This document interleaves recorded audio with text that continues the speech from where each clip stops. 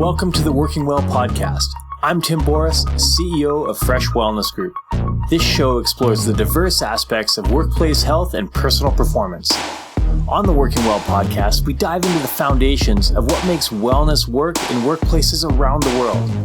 We connect with corporate leaders, executives, and industry experts who are helping make life more awesome at work and home. Join us to learn workplace wellness best practices, personal performance tips, and access resources to jumpstart your personal and corporate programs.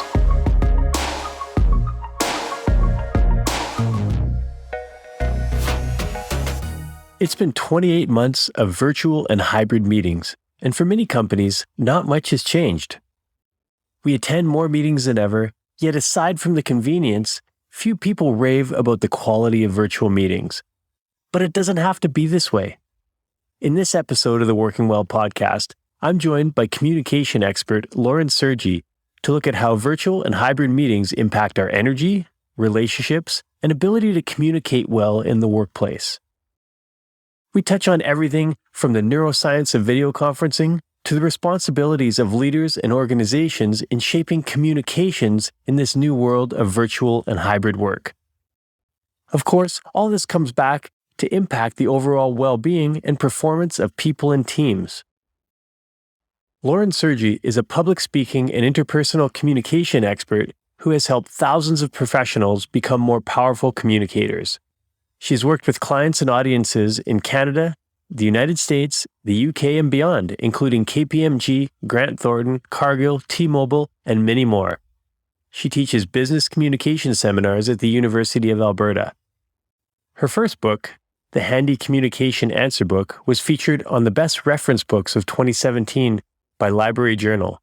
Her current book, Unmute: How to Master Virtual Meetings and Reclaim Your Sanity, is available at online book retailers worldwide.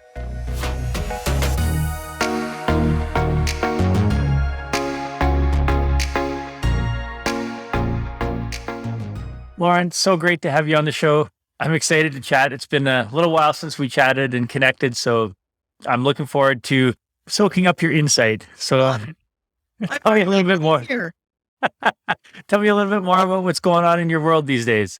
Well, summer just started. Let's fix this podcast in recording time. Summer just started. So I'm actually kind of having flashbacks to the beginning of COVID when the kids all went home, but we still had to keep working. Because now my husband and I are once again figuring out that split shift schedule. Okay, you work in the mornings, I will take the kids. I will work in the afternoons, you will take the kids. So we're kind of back to that whole debacle again.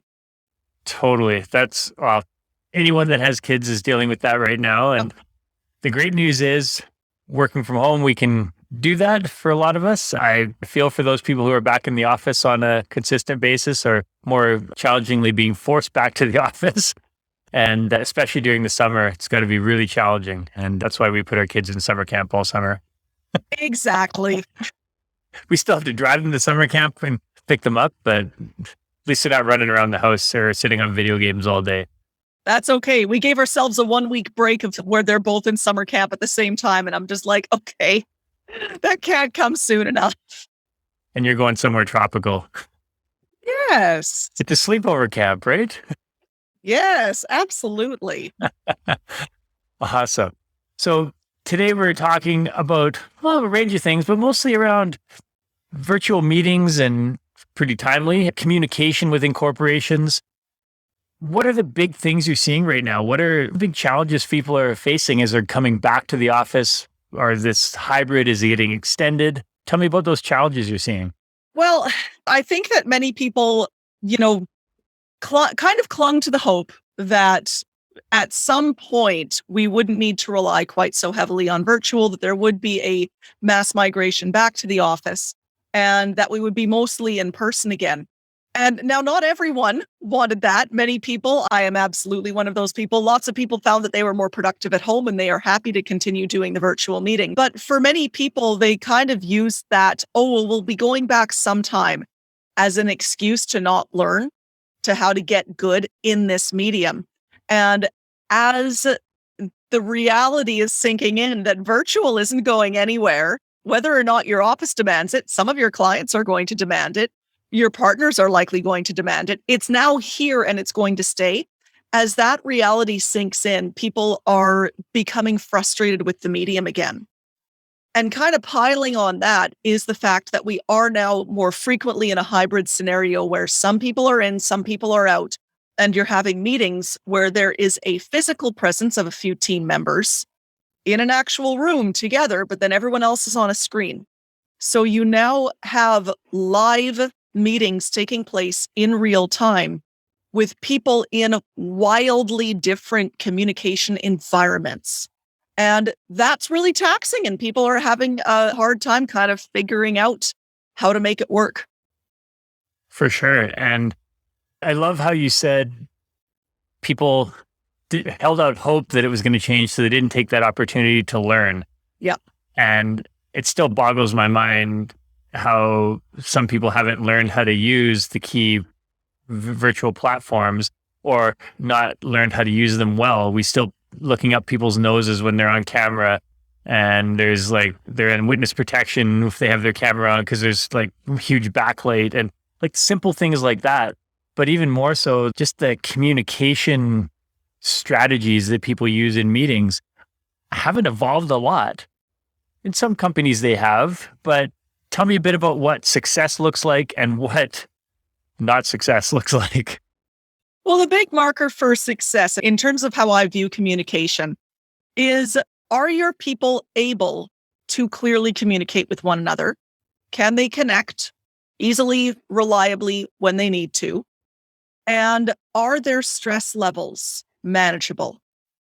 Now, loads of things, of course, affect stress. I mean, your work deals with the whole gamut of things that create or exacerbate workplace stress and how to deal with them.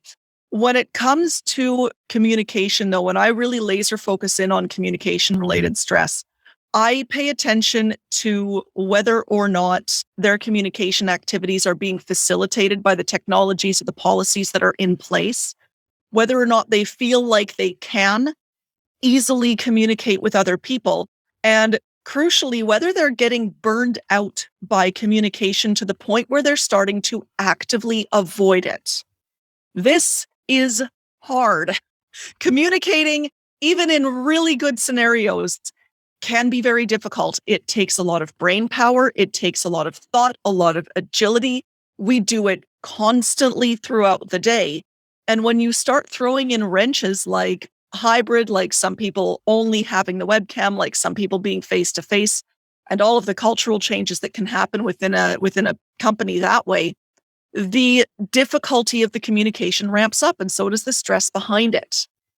So that's what I really watch out for in terms of communication. How stressed out do they feel when a meeting notice pops up, or when a request for a one-on-one pops up, or a phone call, or whatever?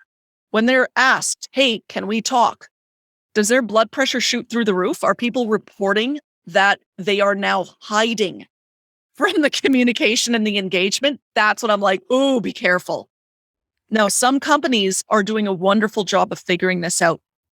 They are making every effort to be very nimble and agile in terms of their communication practices. And for those who can, and not every workplace is going to be conducive to this, but for those who can, there's many out there that are giving a lot more power to their employees to set the terms of their communication. So they're not requiring them to show up to every meeting. They're not requiring them to be 100% there and ready and accessible all the time. They're allowing them to create boundaries and barriers and say, no, I don't want to be in front of a camera today. If you want to meet with me, it's a phone call only. They're allowing them to do that. And that's helping hugely. Others, not so much. They haven't quite gotten to that point yet.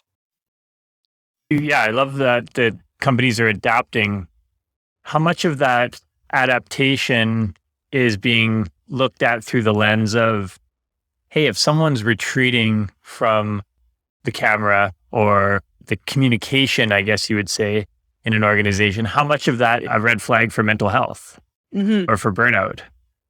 Yeah, the difficulty there is that it's sometimes hard to peg what the behavior is until they're long past that point, until the intervention that is needed is much more significant. And keep in mind, within framing this, I am not a mental health expert by any stretch, but by the time that they're actually avoiding the phone, that they're avoiding their email, things are really serious, because people who are doing that know that it's to their detriment. And frequently, it's not perceived as, oh, wait a minute, this is a bigger problem than we should work on. It's often at first just perceived as the individual's own lack of engagement or lack of productivity or something.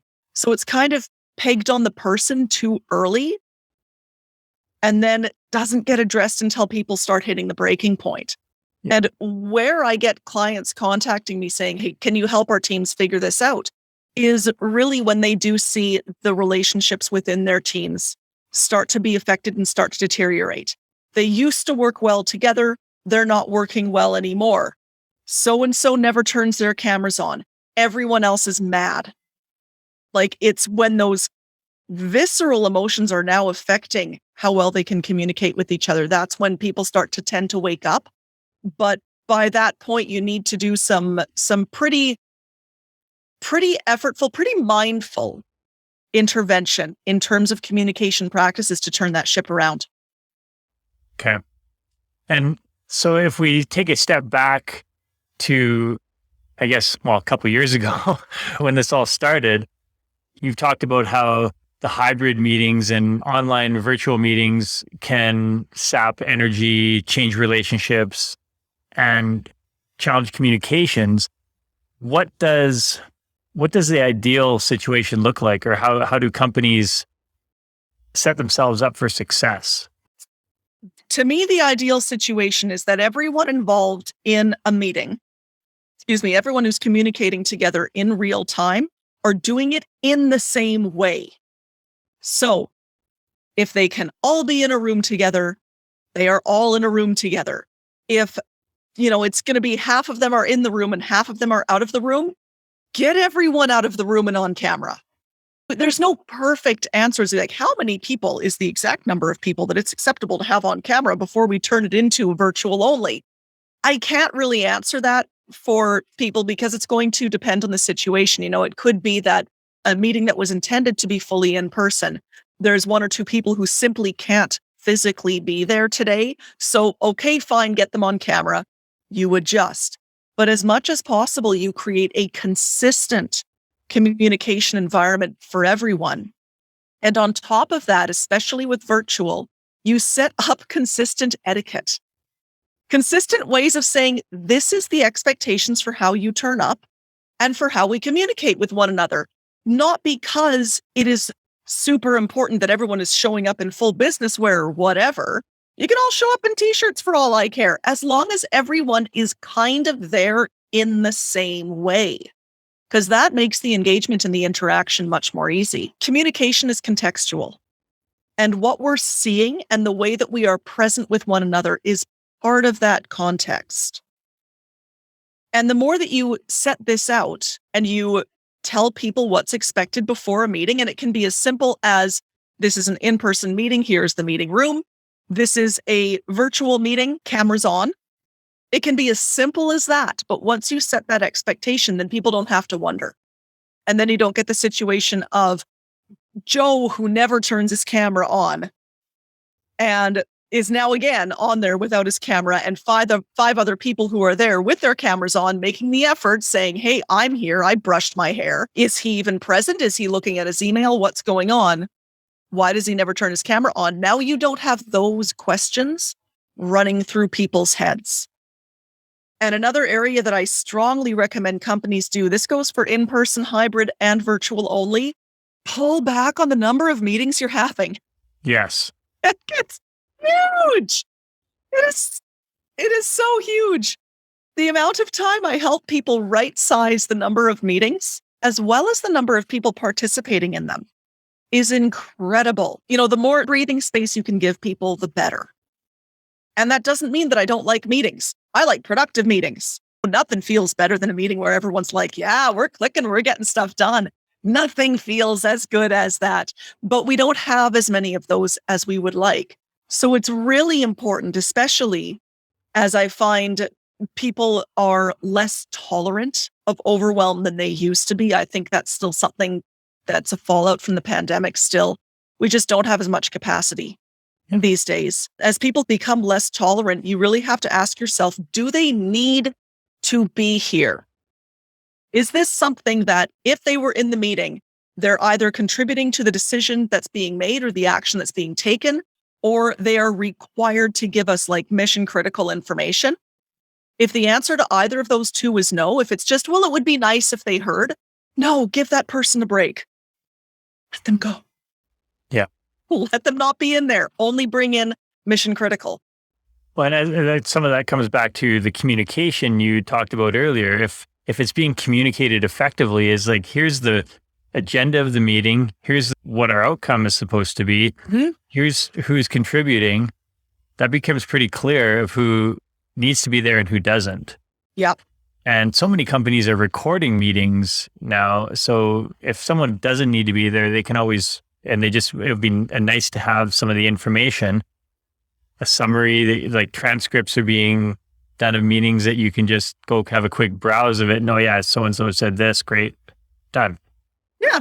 But I find there's so many companies aren't doing that. And there's this like sea of cameras off and there are like 3 or 4 people talking on a town hall or something. Totally understand that. Yeah. But that's a certain type of meeting. That's a very specific type of meeting. And most of our time is not being taken up with town halls. No. That's the thing. So if you say, like, what is the purpose? Like you said, what is the clearly identified outcome that this meeting is going to have? You can really quickly filter out who doesn't need to be there. Now, what I find people do when they're sucking others into meetings is if they're sucking down people who are lower on the organizational ladder than them. These are not people who are necessarily, they know that they're not going to contribute. Usually what they're doing is treating the meeting as an orientation or a training type activity. You know what? If someone is new, sure, invite them to a whole bunch. Let them see the personalities. Don't expect them to contribute. Let them get the feel of it. But it shouldn't be used as an activity that you drag people into so that they can learn. Well, what are they learning? What's the point? Similarly, for people who are getting pulled in who are above the ladder, that tends to fall into a worry that if they are left out, the person who called the meeting will get into trouble. So it becomes a covering your butt type scenario. I have to involve them. What if they're angry that I don't? Well, then you apologize and you send them the relevant information and say, do you want to be in the next one? Okay, I will put you in the next one.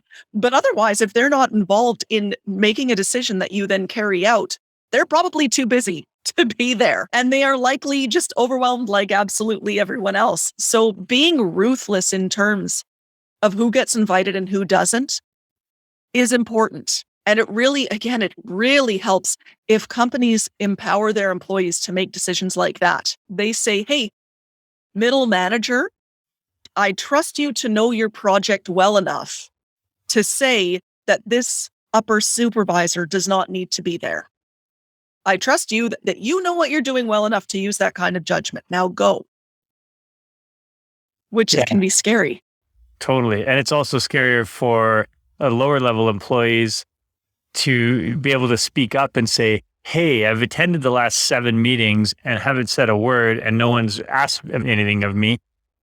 Why do I need to be here? It's very frightening for people to do this. And, this is when you can usually see communication practices reflecting the overall health and well-being of an organization.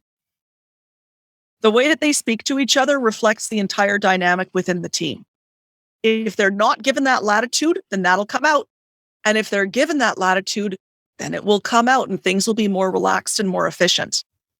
Something that I find really helps with that, and this is kind of diverting into why this is, again, so important, especially right now.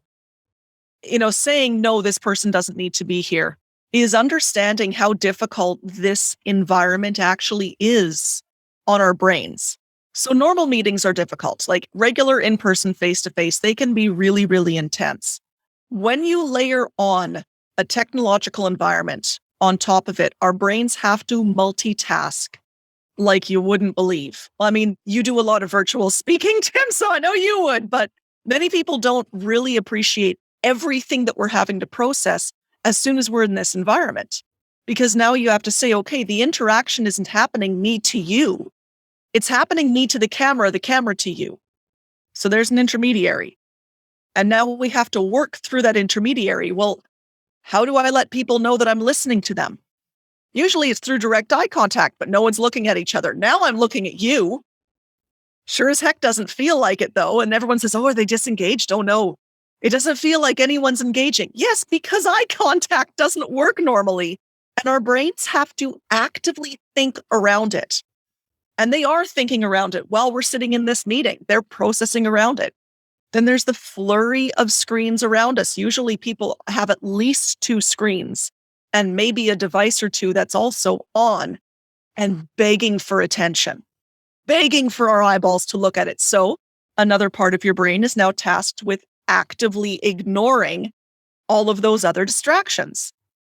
Those are 2 of the easiest things to pull out that we're doing as soon as we're in an online virtual environment.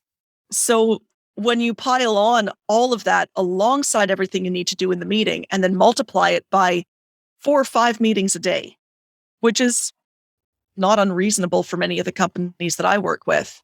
I'd say that's low for some people I've talked to. I know, it's normal now. You can see how people are just bagged by the end of their day.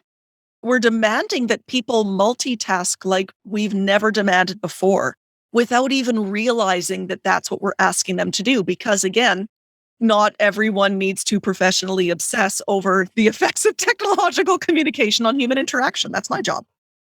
Absolutely. Well, What's going on? Yeah, and I like how you bring up we'll call it the cognitive stress or the workload. It's like, while we're talking about the fan on my computer or working overtime, our brains are working overtime just to have what was considered a normal meeting. Yeah.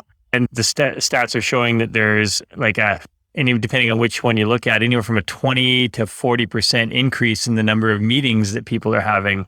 So layer extra stress in for one meeting, but then increase that number of meetings. And yeah, it makes sense that people are a mess. And looking at again, the hybrid scenario where some people are in, some people are out, what you're adding there is 2 separate communication environments, which can actually create a lot of siloing in terms of the communication in the workplace. And as you know, siloed teams don't always work that well together. It's hard to culturally make that work. And it can happen even with the best of intentions. Again, the difficulty is that everyone who is attending virtually does not have the nonverbal communication ability that everyone who is sitting there in person does. And these are things like the ability to give direct eye contact, the ability to orient your body towards the person you're speaking to give the knowing glance towards your buddy on the other end of the table when so-and-so starts going off on one of their tirades. All of that is now missing for the people on the camera. And they feel it. They really do feel that distance and feel that separation. For the people in the room, it is really difficult to not engage in that kind of communication. That's human behavior. I'd say all that stuff is going on, but it's just going on in the Slack channels and the texts back and forth or the private chats back and yeah. It's all going on there, but that's, again, more difficult and more taxing than those quick little, the quick little look that communicates like 5 Slack messages worth of vitriol. So the people who are in person have that ability to engage in that kind of communication, and that tends to simply create, just because of the environment, it tends to create stronger relationships among those people. This is a bit of a generalization. There are plenty of very high functioning teams that have wonderful relationships who work remotely, but they tend to work at that relationship. They create opportunities where they can get together. They know how to communicate well in this built environment. It's something that they have figured out. Right now, most companies are in the process of figuring that out. So they're going through the growing pains. Yeah. So how much does which technology platform we choose. It entirely depends on how cranky that technology platform is being with said technology. I'm very, very platform agnostic. I have my favorites, but that's mostly because I'm comfortable with using them. At this stage, most of the platforms are pretty equal in terms of performance. So the big question is, does the platform make it easy for you to join and easy for you to converse? If it does that, cool. If the platform is working, but the meetings are not, then the problem isn't the technology, and switching the platform isn't going to work. What you need, and this will sound like a complete plug, I do not intend it to be as such. What you need are things like virtual skills training. People need to learn how to be in this environment. What they might need, again, are better policies regarding etiquette for hybrid and for virtual. It could be that they need more external facilitation of these meetings. They need to dedicate someone to say, okay, Jamie is just facilitating the conversation. She's not providing reports. She is not providing an opinion, nothing like that. Jamie is facilitating so that everyone can have equal opportunity to participate in this meeting. If it's doing something like that to improve the flow of the meetings, especially big ones, those kind of actions are going to be what improves the overall experience and helps reduce some of that stress and just improve people's skill in these platforms. So from a future standpoint, I agree with you. I don't think hybrid meetings are going anywhere anytime soon. And in fact, I'd say because some people are in the office, it's even more challenging now than when it was just one or two people and people were connecting from different places. I think we've added a whole other level of complexity with the people who aren't there. And as you said, creating those silos within the teams. So there's not just the tech logistics of it, there's the team culture, organizational dynamics of it that companies and leaders have to think about. And if we layer that on top of some people being mandated back to the office, other people not, and a lot of companies are starting to, influence what their partners are doing as well. Mm-hmm. And as different vendors have to assume certain, practices that the company might want to uphold. How do you see that as affecting the long-term transition of communication at work and how people are dealing with it? I think that we're going to continue, and this is a good thing, to see more flexibility in terms of how people do connect. However, there will become an expectation that a certain amount of time is being spent in person. So you might not have 100% flex time. Maybe it is a situation where you're out of the office 3 days, you're in the office 2 days.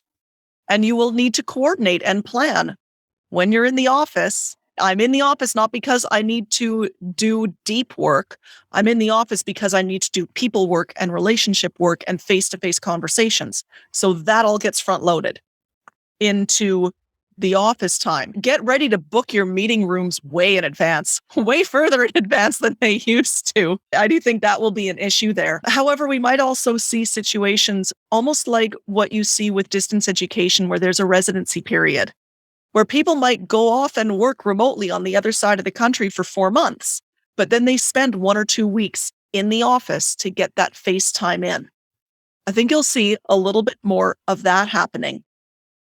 I do believe that you'll be seeing fewer regular big in-person meetings, like the kind of meetings where they used to fly people in from around the country, from other countries, from across the pond. Fewer of those will happen, partially because of the cost savings and now because this has been normalized. And that's a good thing. Our planet will be very grateful for this. I think that that's a good thing, but you will continue to see annual or semi-annual conferences taking place where all of those meetings then happen. So that nimbleness, I think, is going to carry on a great deal. My concern is that it will become naturally easier for those who are physically located in whatever area headquarters is in, for those who are physically present, to advance more easily. And that's something that I think companies should be aware of, be mindful of. It's not like watch out for it, because it's not necessarily a bad thing. Maybe the in-person is the best, but they need to be aware that that could create a lot of bias in terms of how they view people and their contributions to the organization. Yeah, I definitely agree with how things are going now. That can be the case. Is that a sign of poor online meeting management and leadership? Or is it just the fact that in person is that much better? I think that there's nothing like in person. However, the advantages to virtual are such that very often it will make it the better choice. And that's where we need to look at our meetings and any of our communication and really ask ourselves, why am I choosing this medium? Why am I choosing in person instead of virtual? Why am I, and vice versa? Why am I choosing a phone call instead of virtual? What's the purpose of this engagement, and why is this the best medium? So it means being much more aware of how the mechanisms of communication and how our communication environment affects the bigger picture in terms of how we work together. That is something that for the majority of workers, they have never had to consider before from that angle. How is this really affecting things? Never had to worry about it. So this practice is going to take some getting used to for many people. For others, it might, oh, why do I need to spend this time planning out etiquette for the virtual, whatever, just show up. They might be a little bit annoyed at having to spend time thinking about their meetings and their communication this way. However, the more you do it, the easier it gets. And the mindfulness that you bring to your communication choices are going to result in better outcomes, better work, more efficient outcomes. And they will result in less stress. So it becomes a virtuous cycle, but to kind of get that cycle going, it's going to take a push. They'll have to say, this is a priority for us to figure out. We are going to remind and challenge and work together to figure these communication questions out so that we can work with this in a sustainable manner. How many of the leaders you're seeing are taking that approach these days to strategically planning what the method and reason for certain meetings is and what the mode of that meeting, in person, online, hybrid? What percentage of leaders are doing that? Not as many as I would like. Again, I am biased because this is my whole world. This is what I obsess about professionally. Not as many as I would like. I would say that among my own clientele, if I think about the makeup of their company, about how much training I've delivered to people and so on, I would say it's probably about 30% are saying we need to do something about this now. And they're trying to pull the others in. But that's accelerating. More people are starting to say, okay, this is an issue. This is a big issue. Never knew it was an issue before, but let's do something about it. I, of course, would like to see that number go way up. 30% is too low. Communication is everything that we do. Everyone should be thinking about it all the time. Darn it. Maybe not going that far. But I do have good hope that this will become more normalized in our conversations and more normalized in terms of human resource planning, in terms of designing workspaces, in figuring out what the expectations are for how people work and how people are or are not present. So it's going to be a number of years before this becomes standard practice, but especially in the big companies with widely distributed teams and complex work environments, I think it will become a more normal part of work. That's good to know. I'm waiting for that time to happen because I agree with you. What I'm seeing is not many leaders or not many companies are there yet. And they're still thinking like it's 2 years ago. And they're like, wow, this either online or in person, or we do hybrid, but there's no real strategy behind it. It's just strategy. We're just running meetings and we just do it. We just go with the flow. And the tricky thing is that when I say 30%, these are the people who are coming to me and self-identifying saying, we have a problem.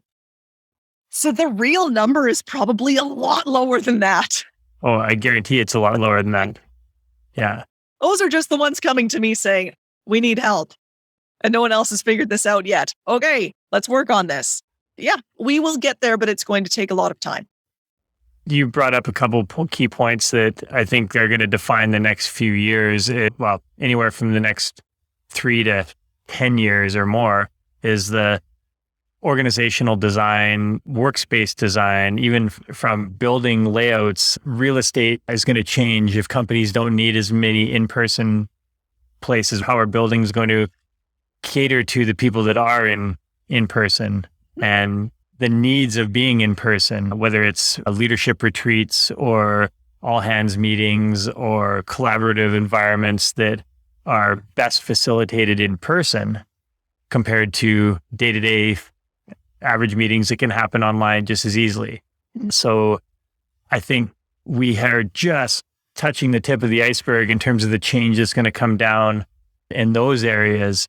And I'm excited to see, we've got some companies leading it already, but there are the 99.9% of the companies that aren't in the lead some of them aren't even close to figuring it out yet.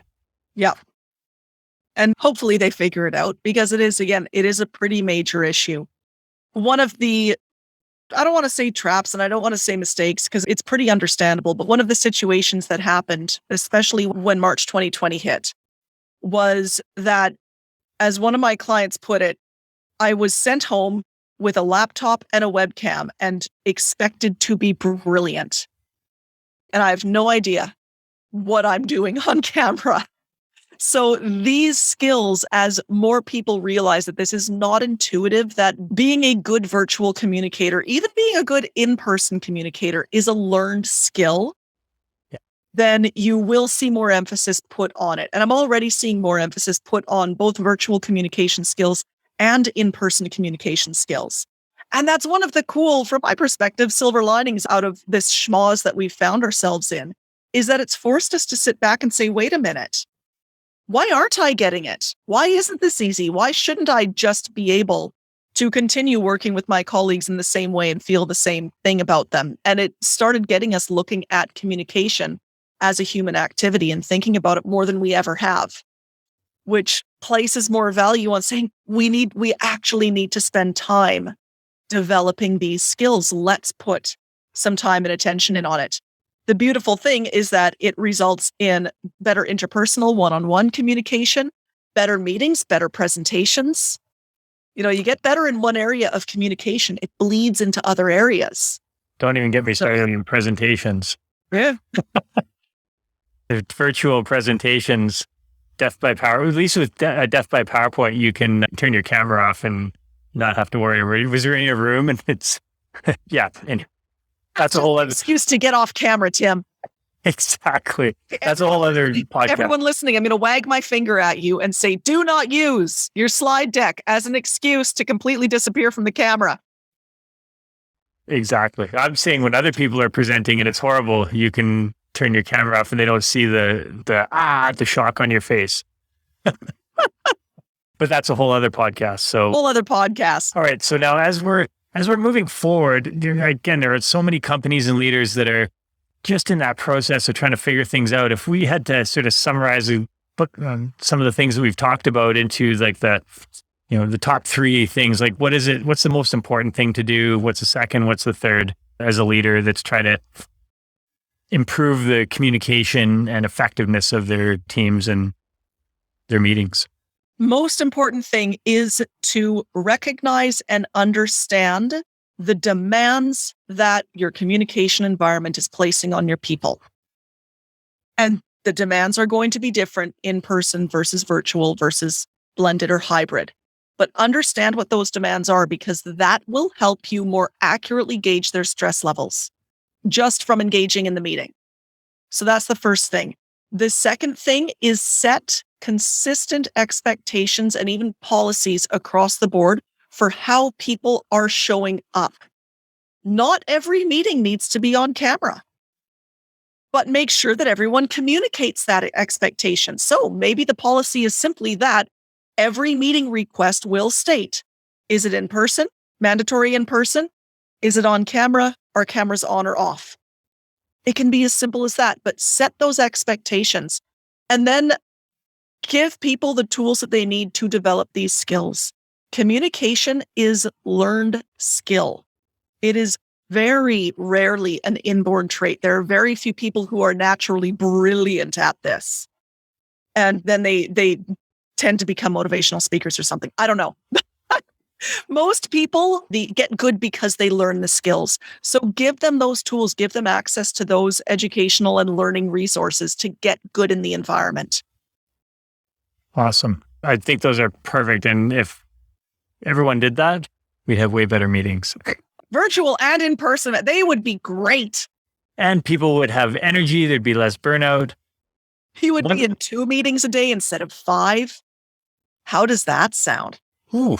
Or if you were in 5, they had a clear agenda and who everyone needed to be there was there. Yep. I do have a question on the camera side, and this is more of a just general interest one. I'm interested to see where you go with it, but what if you say mandatory cameras on and people say they just still don't turn their cameras on and they refuse to turn their cameras on? Okay.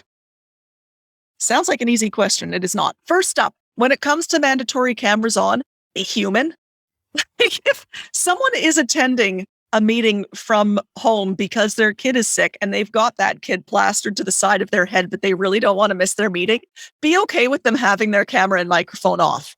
That is an exceptional circumstance. Occasionally, one thing to consider as well is neurodiversity in the workplace. Because for some people, this is extremely difficult. And I'm not referring to the neurotypical, this is tiring because there's so much distraction and it's a weird environment.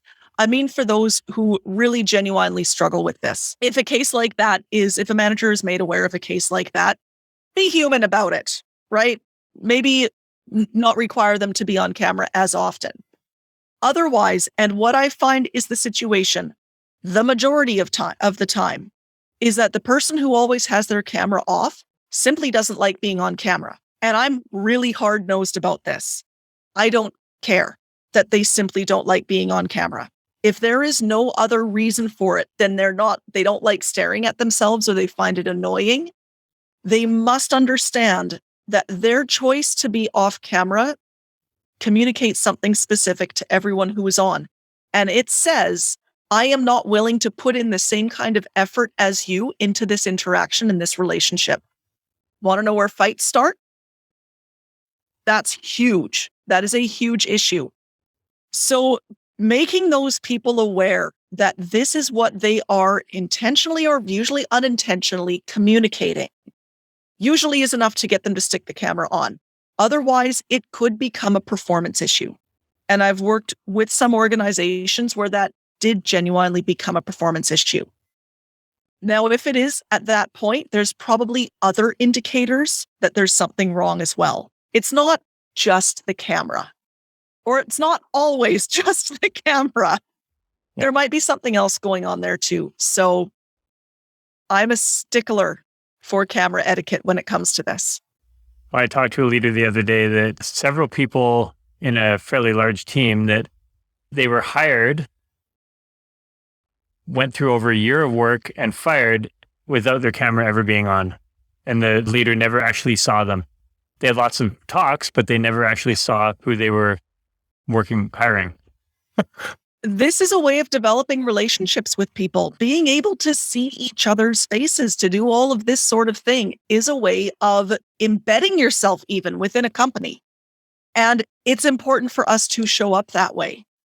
Again, each one of these things, when it comes down to communication, just about everything is a deliberate choice. So by choosing to stay off camera, you might be making it more difficult for yourself and for your team members, and it can come back to bite you. So get used to watching yourself. I always tell people, spend time on Zoom in a meeting with yourself, staring at yourself and getting really used to just how weird you look, because we all think we look weird, and then make peace with it and turn your flipping camera on. Yeah. And you don't even have to have your own camera, like your own thing. You can minimize your own. So you're not seeing yourself. Yeah. The consciousness of being on camera is one of those things that does tend to increase the fatigue. Yeah. I will say that when we know we're on camera, we feel the need to perform more, or we just don't know how to be. Like all of a sudden, it's like, what do I do with my hands? I don't know anymore. That part of our brain can activate. So it is mentally harder to be on camera. That, again, is where some of the skill development comes in. There's resources out there that will show people how to be on camera. Give them those resources. Yes. And it's not that difficult. It really isn't. Once you get used to it, it's like riding a bike. Probably even easier. Yep. All right. Well, Lauren, thank you so much. I appreciate your insight and the humor you bring to it. I think this is something that 2 years in is still so needed. And it's going to continue to become more and more important as the burnout, the stress, the great resignation or great reshuffle or whatever we want to call it is happening. People need to learn these skills. And thank you for bringing that knowledge to everyone. So where can people find you? Easiest place is on my website, of course, laurensergy.com, LaurenSergy.com. I've got a whole pile of resources on just about anything that has to do with communication and interaction in the workplace there. And if anyone is interested in picking up a copy of my book on this very subject, it's called Unmute: How to Master Virtual Meetings and Reclaim Your Sanity. And you can find that either on my website or by going to unmutebook.com. Awesome. And I love the name of the book because no one has ever had to say, oh, you're on mute. No, I totally didn't do that when we signed on to record this interview. Thank you so much, Lauren. Look forward to reconnecting again soon, and definitely pick up Lauren's book. It is fantastic. Thank you, Tim. Look forward to it. Thank you for listening to the Working Well podcast. If you enjoyed the show, don't forget to rate and review us wherever you get your podcasts. We love to hear your experiences and how you've applied tips from the show to your daily life, so please keep us posted on your progress. To stay up to date with new episode releases, make sure to subscribe to our mailing list by emailing podcast@freshgroup.ca and follow us on Instagram, Facebook, and LinkedIn. Thank you, everyone, for tuning in. And once again, I'm Tim Boris with Fresh Wellness Group. We'll see you on the next episode.